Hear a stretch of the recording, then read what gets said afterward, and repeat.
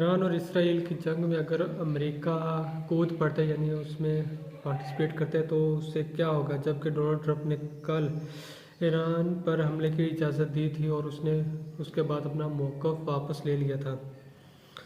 बहरहाल तो हमें इस सिलसिले में जो एक अहम डेवलपमेंट है जो कि 12 जून को हुई थी ईरान पर इसराइल के हमले से एक दिन पहले, अगर हम उस डेवलपमेंट का जायज़ा लें तो हमें ये समझ आ जाना चाहिए कि अगर अमेरिका इस जंग में वाकई शामिल होता है तो क्या होगा। और 12 जून की डेवलपमेंट क्या थी? 12 जून को इंटरनेशनल एटॉमिक एनर्जी एजेंसी के बोर्ड ऑफ गवर्नर का इजलास था। इसके 35 मेंबर हैं, 35 मेंबर्स हैं और इस इजलास में अमेरिका ने एक रेजोल्यूशन मूव की जो कि ईरान के एटमी प्रोग्राम के ख़िलाफ़ थी।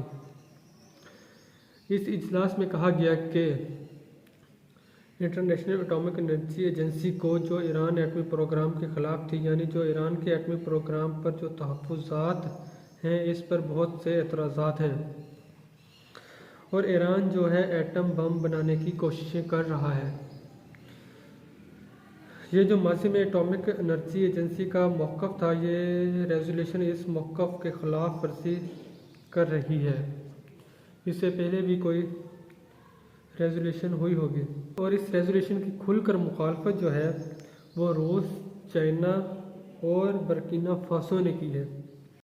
पाकिस्तान पर भी प्रेशर था कि वो इसकी मुखालफत करे, यानी ईरान के ख़िलाफ़ पाकिस्तान इस रेजोल्यूशन को सपोर्ट करे, लेकिन नहीं किया पाकिस्तान ने, उसकी मुखालफत नहीं की।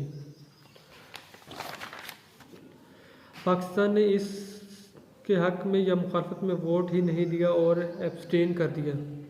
पाकिस्तान समेत 11 ममालिक और थे जिन्होंने एब्सटेन किया।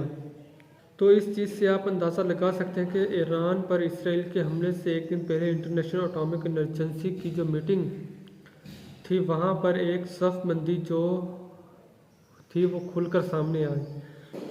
आज है कि एक तरफ अमेरिका और कुछ यूरोपीय ममालिक थे, दूसरी तरफ चाइना, रूस और बर्किना फासो थे और तीसरी तरफ कुछ ऐसे ममालिक थे जिन्होंने ना तो मुखालफत की और ना ही उसके हक़ में वोट दिया, जिसमें पाकिस्तान भी शामिल है।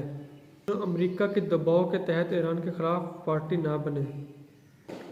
जो 11 ममालिक थे ना अलग, वो चाह रहे थे कि हम अमेरिका के दबाव में आकर ईरान के ख़िलाफ़ पार्टी ना बने। ठीक है, तो अब अगर ट्रंप इसराइल की सपोर्ट बनकर जंग में कूद पड़ता है तो उम्मीद है कि रूस, चीन, जिन्होंने इंटरनेशनल एटॉमिक एनर्जी के इजलास में खुलकर ईरान की हिमायत की है, वो इस जंग में खुलकर ईरान की हिमायत में खड़े हो सकते हैं। ये ऐसी सूरत में ये जो एक रीजनल कॉन्फ्लिक्ट है, यानी कि ये एक इलाकाई लड़ाई जो है, अगर अमेरिका इसमें कूद पड़ता है या चाइना और रूस इसमें कूद पड़ते हैं तो ये एक आलमी जंग बन सकती है। आलमी जंग होने का ख़तरा हो सकता है। और अगर ईरान जो है, जैसा कि ईरान ने कहा है कि अगर वो आबनाए हरमुज़ को बंद कर दे, उन्होंने कहा था पहले भी, इस नतीजे में जो पूरी दुनिया में एक बहुत बड़ा तहलका मच सकता है, क्योंकि अगर तेल की कीमतें ऊपर जाएंगी तो इससे जो इंटरनेशनल इकॉनमी है उस पर भी बहुत गहरा असर होगा। Thanks for watching, please subscribe for more.